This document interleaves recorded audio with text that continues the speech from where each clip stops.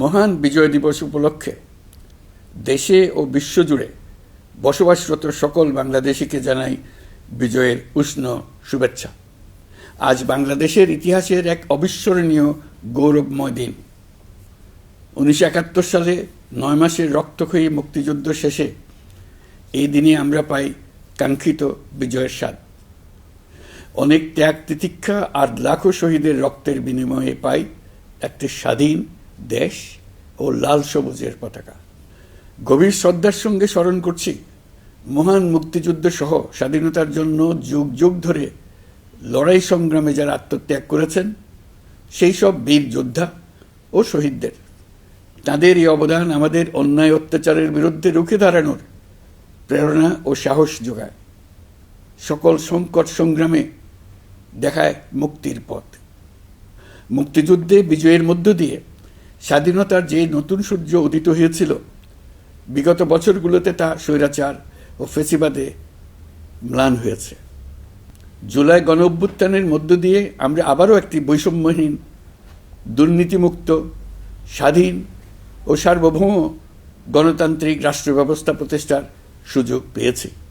অন্তর্বর্তীকালীন সরকার একটি উন্নত ও সুশাসিত বাংলাদেশের শক্তিশালী ভিত গড়ে তুলতে যে বিস্তৃত সংস্কার কর্মসূচি গ্রহণ করেছে, দেশের আপামর জনগণের সম্মিলিত অংশগ্রহণের মধ্য দিয়ে আজ আমরা তার সফল পরিসমাপ্তির পথে এগিয়ে যাচ্ছি। প্রিয় দেশবাসী, আপনাদের সামনে আজ উপস্থিত হয়েছি অত্যন্ত ব্যথিত হৃদয়ে।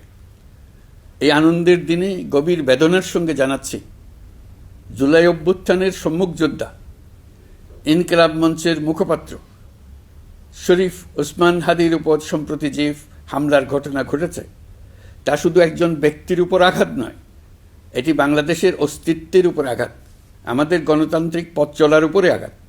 শরীফ ওসমান হাদি বর্তমানে সংকটাপন্ন অবস্থায় চিকিৎসাধীন। তার চিকিৎসা ও নিরাপত্তা নিশ্চিত করতে সরকার প্রয়োজনীয় সব ব্যবস্থা গ্রহণ করেছে। ইতোমধ্যে উন্নত চিকিৎসার জন্য তাকে সিঙ্গাপুরে পাঠানো হয়েছে।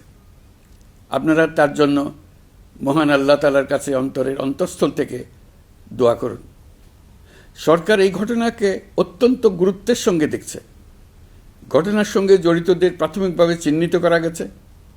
আমি দেশবাসীকে আশ্বস্ত করতে চাই, যারা এই ষড়যন্ত্রে জড়িত তারা যেখানেই থাকুক না কেন, তাদের কাউকে ছাড় দেওয়া হবে না। আমি পরিষ্কারভাবে বলতে চাই, পরাজিত শক্তি ফ্যাসিস্ট টেররিস্টদের এই অপচেষ্টা সম্পূর্ণভাবে ব্যর্থ করে দেওয়া হবে। ভয় দেখিয়ে, সন্ত্রাস ঘটিয়ে বা রক্ত ঝরিয়ে এদেশের গণতান্ত্রিক অগ্রযাত্রা কেউ থামাতে পারবে না। আপনাদের প্রতি আহ্বান জানাই, সংযম বজায় রাখুন, অপপ্রচার বা গুজবে কান দেবেন না। ফ্যাসিস্ট টেররিস্টরা যারা অস্থিরতা সৃষ্টি করতে চায়, আমরা অবশ্যই ঐক্যবদ্ধ হয়ে তাদের মোকাবেলা করব, তাদের ফাঁদে পা দেব না। পরাজিত ফ্যাসিস্ট শক্তি এদেশের পবিত্র মাটিতে আর কোনো দিন ফিরে আসবে না। প্রিয় দেশবাসী, আমাদের তরুণদের রক্ষা করুন, তাহলেই আমরা সবাই এবং আমাদের প্রিয় মাতৃভূমি রক্ষা পাবে।